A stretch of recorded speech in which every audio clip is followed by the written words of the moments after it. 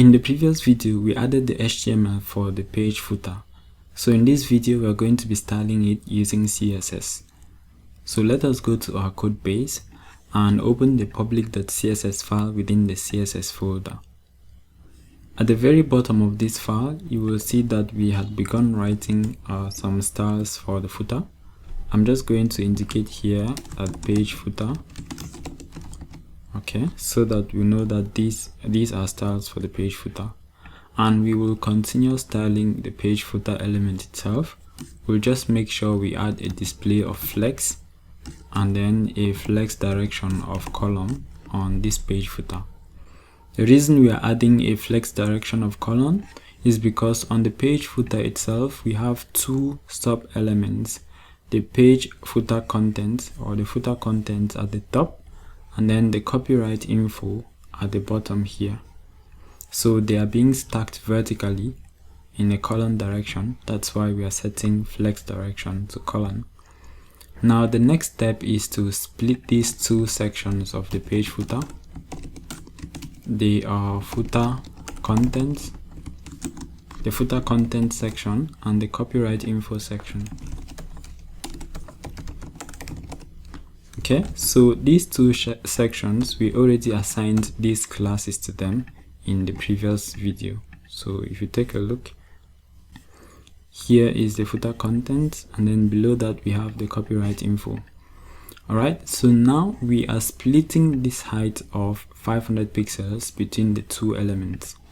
And since we are using a flex direction of column, we can use the flex basis property to specify the height.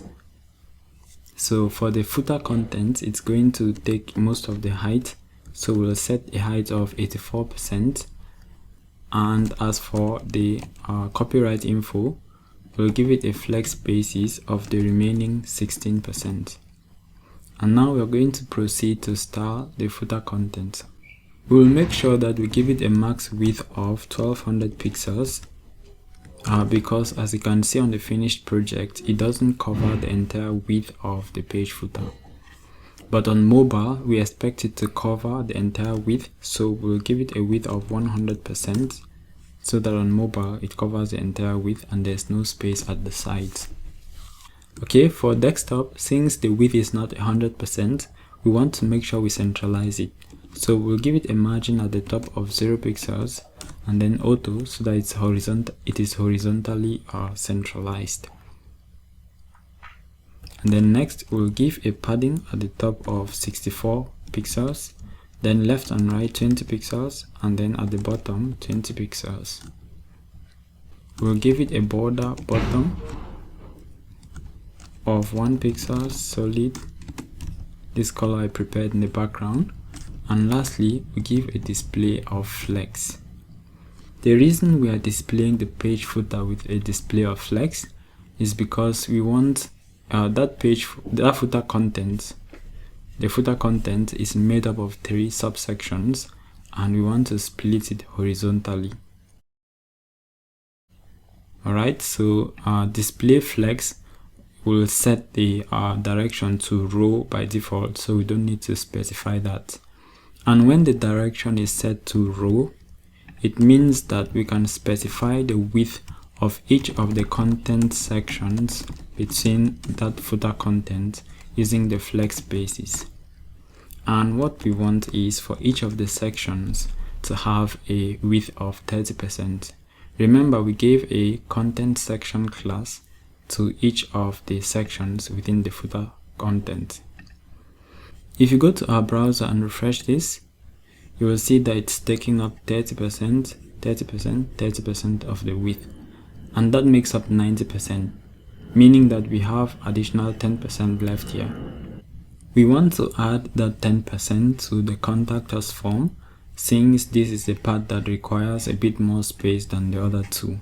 So we will make sure that we select the contact wrapper, and we will add its own width a bit by 10%.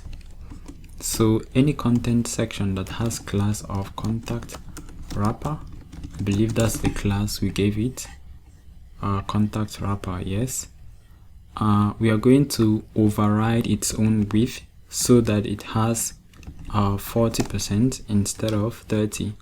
So the other two have 30% each, that's 60, and then 40% for the contact wrapper, that's 100. Okay, so we go back and refresh, and it looks good now. Okay, so these texts are supposed to have a whitish kind of color so that they are visible. So what I'm going to do is I'm going to select all elements within the page footer.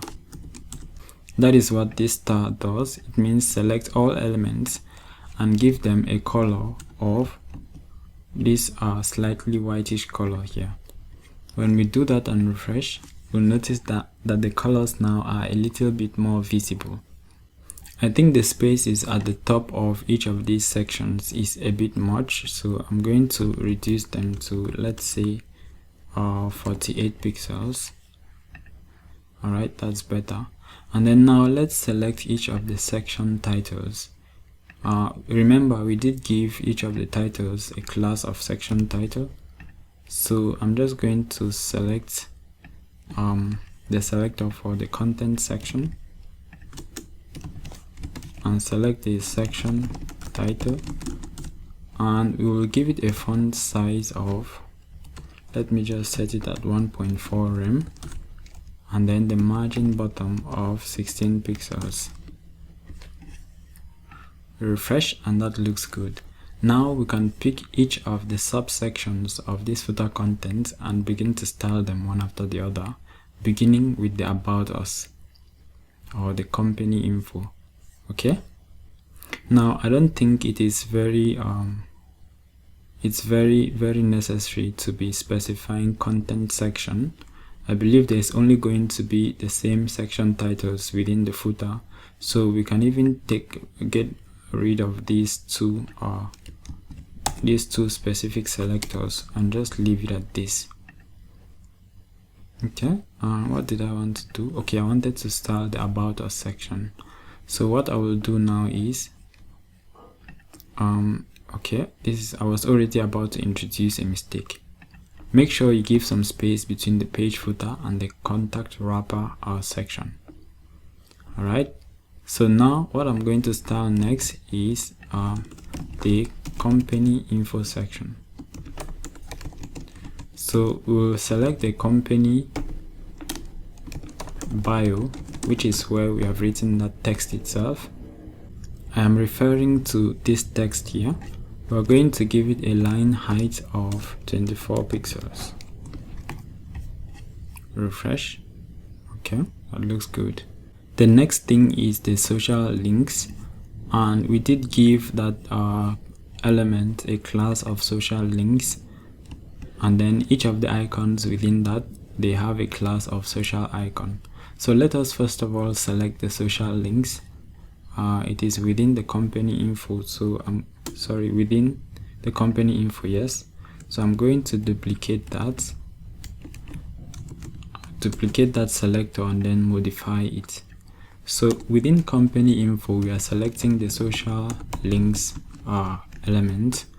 We'll give it a margin at the top of 32 pixels and then 0 left and right. And then we will make sure we display this using flex so that it can remain in a horizontal direction. Okay, so each of the icons within the social links will have a font size of, let me say, 24 pixels. Okay, and then we'll make sure we select each individual link, social links, and then social icon, and each icon should have a margin at the right of 8 pixels. Alright, we can actually add a bit of an effect on each of the icons when you hover on them. So I'm simply going to have the select the hover selector for each social icon, and I will give them a color that's slightly different from this white color that we are giving all text here. So I'll let them have a color that's slightly darker when you hover on it. Okay, So we refresh, and okay, this looks good. I think I'm going to leave this video here. In the next video, we are going to continue to style these two remaining parts as well as the copyright info at the bottom. So thank you for watching, and see you in the next video.